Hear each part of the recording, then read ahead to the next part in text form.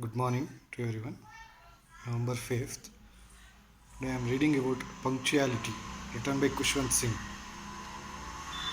Punctuality is a necessary habit in all public affairs of a civilized society. Without it, nothing could ever be brought to a conclusion. Everything would be in a state of chaos. Only in a sparsely populated rural community is it possible to disregard it. In ordinary living, there can be some tolerance of unpunctuality. The intellectual who is working on some abstruse problem has everything coordinated and organized for the matter in hand. He is therefore forgiven, if late for the dinner party. But people are often reproached for unpunctuality when their only fault is cutting things fine.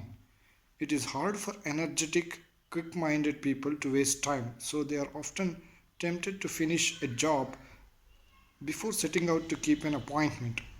If no accidents occur on the way, like punctured tires, diversion of traffic, sudden descent of fog, they will be on time.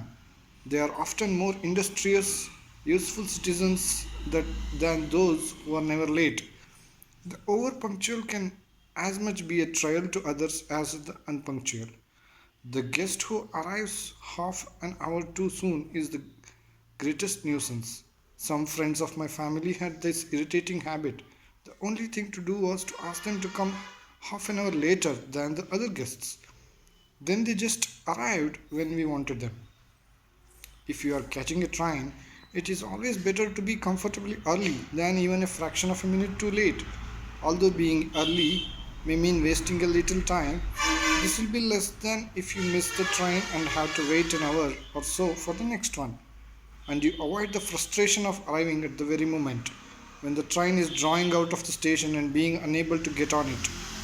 And even a harder situation is to be on the platform in good time for a train and still to see it go off without you. Such an experience befell a certain young girl the first time she was traveling alone. She entered the station 20 minutes before the train was due, since her parents had impressed upon her that it would be unforgivable to miss it and cause the friends with whom she was going to stay to make two journeys to meet her. She gave her luggage to a porter and showed him her ticket. To her horror, he said that she was 2 hours too soon. She felt in her handbag for the piece of paper on which her father had written down all the details of the journey and gave it to the porter. He agreed that a train did come into the station at the time on the paper and that did it stop, but only to take on water, not passengers. The girl asked to see a timetable, feeling sure that her father could not have made such a mistake. The porter went to fetch one and arrived back with the station master, who produced it with a flourish and pointed out a microscopy. Oh, beside the time of the arrival of the train at his station, this little O indicated that the train only stopped for water.